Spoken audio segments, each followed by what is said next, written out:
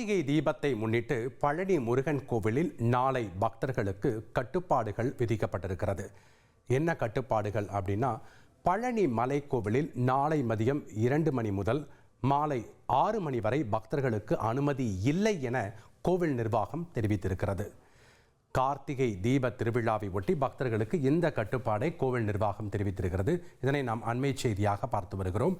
மேலும் பழனி முருகன் கோவிலில் நாளை ஒரு நாள் மட்டும் தங்க ரதத்தில் சாமி புறப்பாடு நடைபெறாது என்றும் கோவில் நிர்வாகம் தெரிவித்திருக்கிறது.